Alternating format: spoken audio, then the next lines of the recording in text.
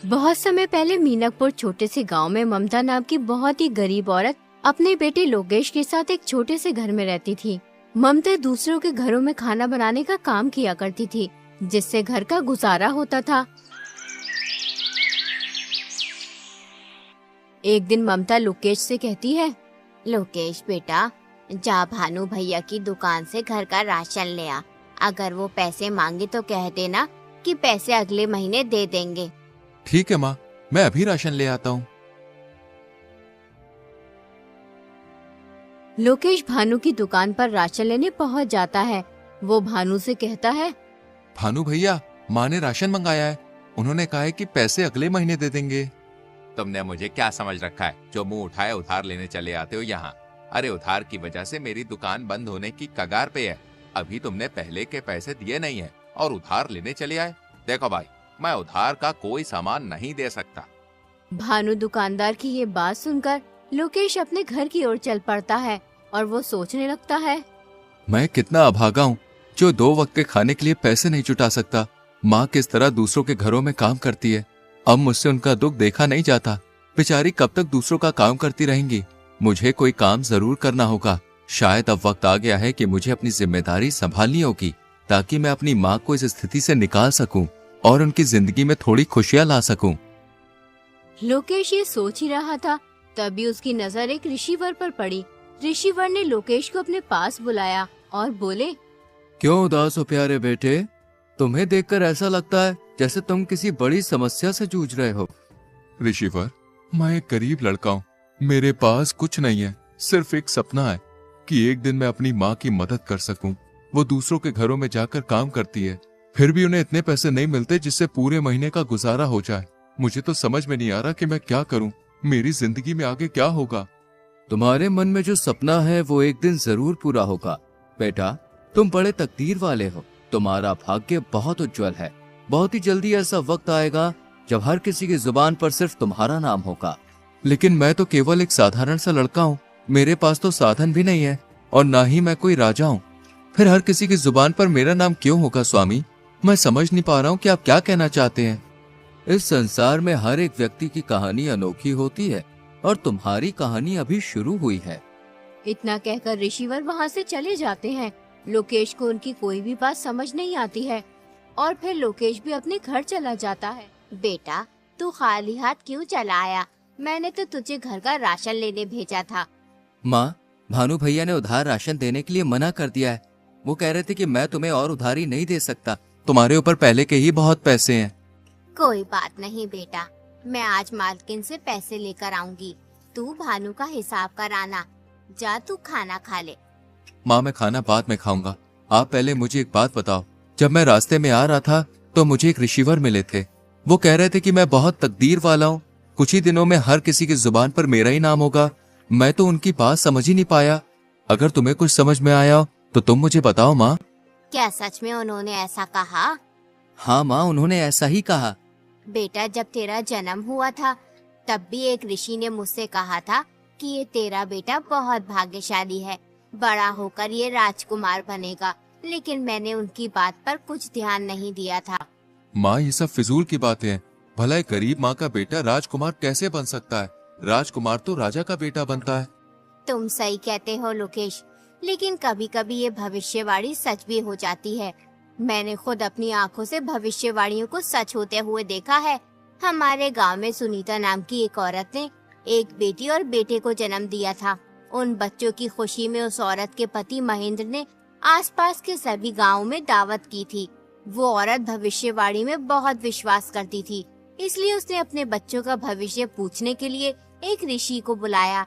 उस ऋषि ने उससे कहा, मैं तुम्हें इन बच्चों का भविष्य नहीं बता सकता और तुम्हारे लिए भी यही बेहतर होगा कि तुम कभी भी इन बच्चों का भविष्य जानने की कोशिश मत करना, वरना तुम्हारा ये खुशहाल जीवन पल भर में दुख में बदल जाएगा।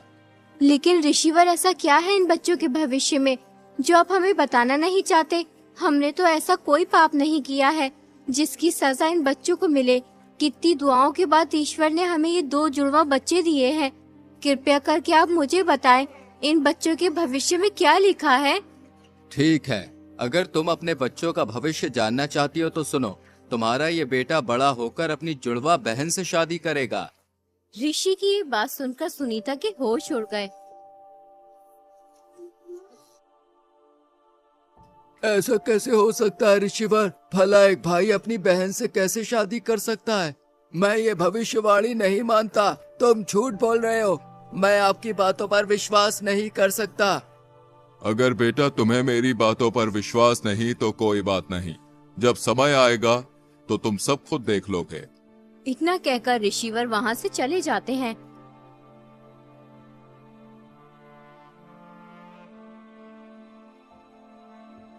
फिर सुनीता अपने पति से कहती है, नहीं, ये तो असंभव है। मेरे बच्चे आपस में विवाह नहीं कर सकते। चाहे कुछ भी हो जाए, मैं ऐसा नहीं होने दूंगी। मुझे अपनी बेटी को मरवा देना चाहिए, तभी ये भविष्यवाणी गलत साबित होगी। तुम ये क्या बेहुदा बात कर रही हो?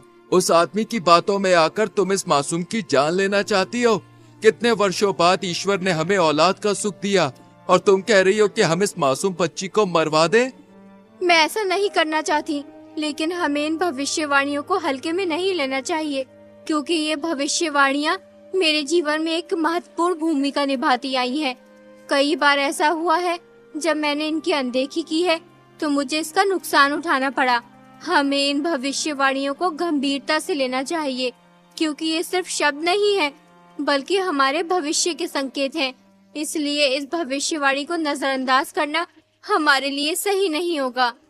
देखो सुनीता, हमें समझदारी से सोच समझकर ही कोई कदम उठाना चाहिए। बताओ, अब हमें क्या करना होगा? तुम इस बच्चे को कहीं दूर ले जाकर मार दो।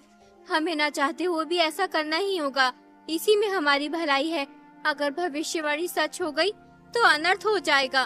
ठीक है, जो आज तक किसी ने नहीं किया वो मैं करूँगा।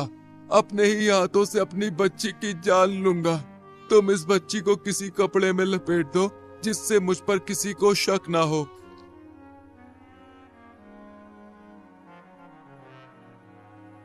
वो आदमी उस बच्ची को एक ऊंची पहाड़ी पर ले जाता है और फिर उसे पहाड़ी से नीचे फेंक देता है, लेकिन वो बच्ची किसी तरह बच जाती है।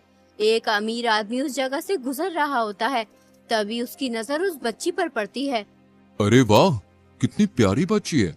लेकिन ये बच्ची इस जंगल में क्या कर रही है? इसे यहाँ पर कौन छोड़कर गया होगा? मुझे इसे अपने साथ लेके जाना चाहिए, वरना इसे कोई जंगली जानवर खा जाएगा। वो अमीर आदमी उस बच्ची को अपने घर ले जाता है। अरे कहाँ हो भाग्यवान, जरा जल्दी इधर आओ। ये देखो मेरे साथ कौन आया है। अरे ये किसका बच्चा उठा लाए हैं आप? मैं क्या तुम्हें कोई बच्चा उठाने वाला दिखाई देता हूँ? अरे नहीं, मेरा मतलब वो नहीं जो आप समझ रहे हैं। मेरे कहने का मतलब ये है कि तुम्हें ये बच्चा कहाँ से मिला? ये नन्ही परी मुझे पहाड़ियों वाले जंगल में मिली है। पता नहीं इसे वहाँ पर कौन छोड़ के गया था। मुझे इस बच्ची पर दया आई और मैं उसे उठा के ले आया। ये तुमने बहुत अच्छा किया, जिस बच्ची को अपने साथ ले आए। देखो ये बच्ची कितनी सुंदर है, देखने में बिल्कुल चांद का टुकड़ा लग रही है। आज से ये बच्ची हमारे परिवार का हिस्सा है। हम इसे भी अपने बेटे सुहन की तरह ही पालेंगे। अब से हमारे एक नहीं बल्कि 2 बच्चे हैं। यूं ही कई वर्ष बीत जाते हैं। अब वो दोनों भाई बहन बड़े हो चुके होते हैं। अपने बेटे को जवान होता देख सुनीता और उसका पति बहुत खुश होते हैं कि भविष्यवाणी गलत साबित हुई, लेकिन होना तो वही था जो तकदीर में लिखा था।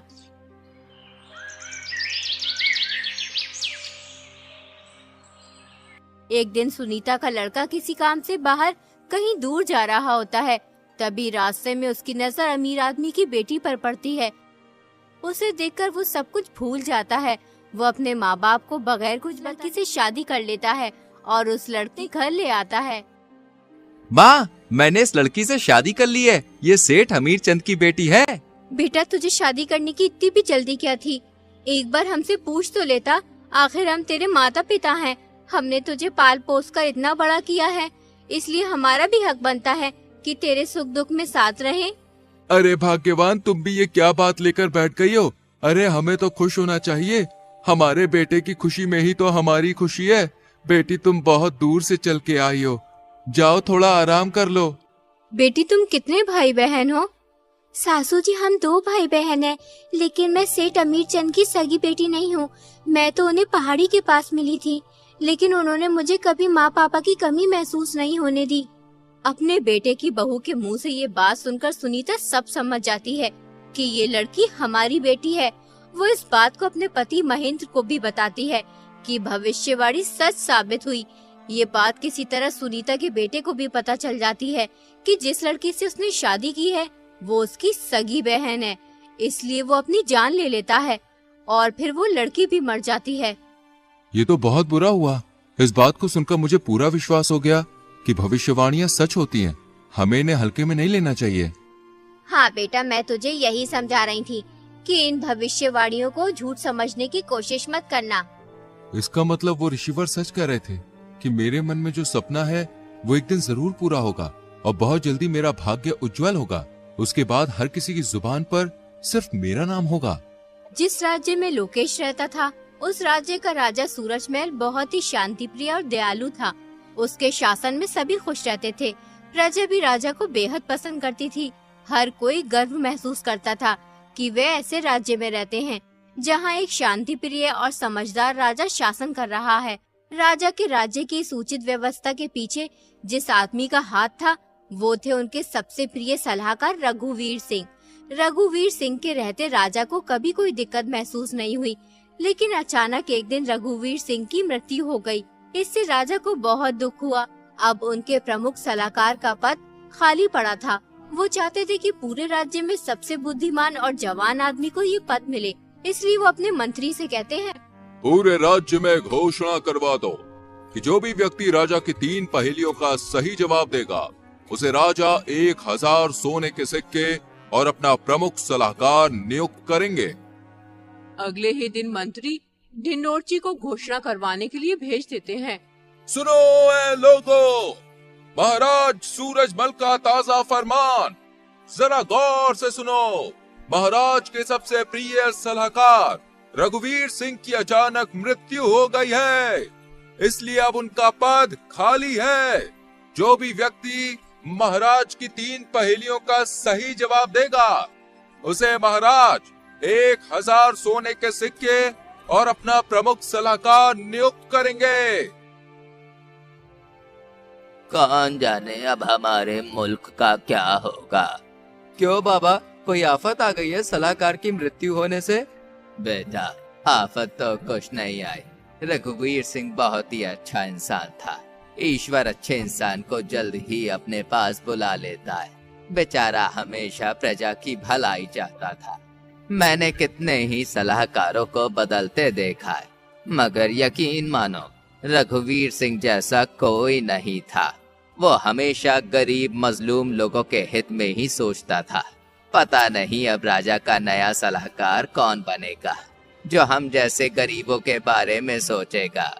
अगले ही दिन राजमहल में बहुत से आदमी जाते हैं, लेकिन कोई भी राजा की पहेलियों का जवाब नहीं दे पाता है। यूं ही 3 दिन गुजर जाते हैं। एक दिन लोकेश अपनी माँ से कहता है, माँ, क्यों ना एक बार मैं महाराज के पास जाकर इन पहेलियों का जवाब दूं? बेटा, राजा हर बार पहेली बदल कर पूछता है। अभी तक कोई भी तीनों पहेलियों का सही जवाब नहीं दे पाया है। बहुत से अक्लमंद लोगों ने पहेलियों का जवाब देना चाहा, लेकिन हर कोई नाकाम रहा। तुम उन अमीर लोगों के बीच कैसे जा सकते हो? वहाँ बहुत ही तजुर्बेकार और होशियार लोग आए हुए हैं। माँ, बिल्कुल भी परेशान ना हो, मैं महाराज के पास जरूर जाऊंगा। सोचो, अगर मैंने पहेलियों के जवाब दे दिए तो 1000 सोने के सिक्के मिलेंगे। फिर तुम्हें किसी के घर जाकर काम करने की जरूरत नहीं होगी और मैं भी महाराज का सलाहकार बन जाऊंगा। ठीक है बेटा, तू इतना कह ही रहा है तो जा। मेरी दुआएं तेरे साथ हैं। ईश्वर तेरी हिफाजत करे।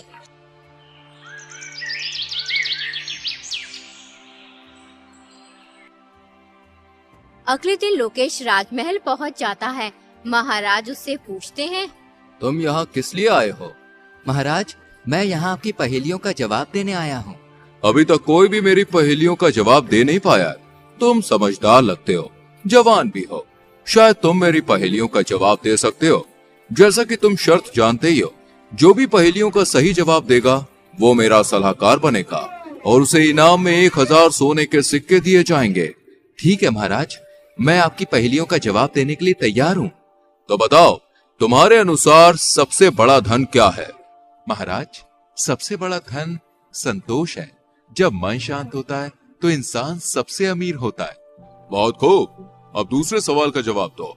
जीवन में सबसे बड़ा ज्ञान क्या है? महाराज, जीवन में सबसे बड़ा ज्ञान ये है कि खुद को जानना और समझना। जब हम अपने आप को पहचानते हैं तब हम दूसरों को भी समझ पाते हैं। सही उत्तर। अब तीसरा और आखिरी सवाल, सच्ची मित्रता का अर्थ क्या है? महाराज, सच्ची मित्रता वो है जब एक मित्र दूसरे की खुशियों में खुश और दुखों में दुखी होता है, बिना किसी स्वार्थ के। बहुत अच्छे, तुमने तीनों सवालों के सही जवाब दिए हैं। तुम वाकई में बुद्धिमान हो। आज से तुम मेरे सलाहकार हो। मंत्री, इसे 1000 सोने के सिक्के दे दिए जाए। कल से तुम अपना पद संभालोगे। लोकेश 1000 सोने के सिक्के लेकर अपने घर चला जाता है। लोकेश को देखकर ममता बहुत खुश होती है। वो लोकेश से कहती है, बेटा, जब से तू गया है तब से ही मैं तेरे लिए दुआ कर रही थी कि तू कामयाब हो, और ईश्वर ने मेरी दुआ सुन ली। अब हमारी सारी मुसीबतें दूर हो जाएंगी। हाँ माँ, अब तुम्हें किसी भी चीज की चिंता करने की जरूरत नहीं है। आज से तुम्हें दूसरों के घरों पे जाकर काम करने की भी कोई जरूरत नहीं है। बेटा, मेरी पूरी जिंदगी दुख और तकलीफों में कट गई। आज सालों बाद तूने मुझे ये खुशी दिखाई है। अगर आज तेरे पिताजी जिंदा होते तो बहुत खुश होते। पूरे राज्य में ये बात फैल जाती है कि ममता का बेटा राजा का सलाहकार बन गया है। सब बहुत खुश होते हैं क्योंकि लोकेश बहुत ही समझदार और नेक लड़का था। एक दिन लोकेश महल से अपने घर जा रहा होता है। तभी रास्ते में दो भाई एक घोड़ी के बच्चे के ऊपर झगड़ते हुए दिखाई देते हैं। लोकेश उनके पास जाकर बोला, आखिर तुम दोनों लड़ क्यों रहे हो? जिस आदमी को तुम मेरे सामने खड़ा देख रहे हो, ये मेरा बड़ा भाई है। ये एक नंबर का झगड़ालू इंसान है। ईश्वर इसे गारत करे। हमारे पिताजी जो भी छोड़कर मरे थे, हमने उसे आपस में बांट लिया। मेरे हिस्से में घोड़ी आई थी, उस घोड़ी ने एक बच्चा दिया। ये बेईमान इंसान उस घोड़ी के बच्चे को अपना बता रहा है। जरा आप इसे समझाइए। जब बच्चा मेरी घोड़ी ने दिया तो वो घोड़ी का बच्चा मेरा हुआ या इस बकबक का? ये नामुराद झूठ बोल रहा है।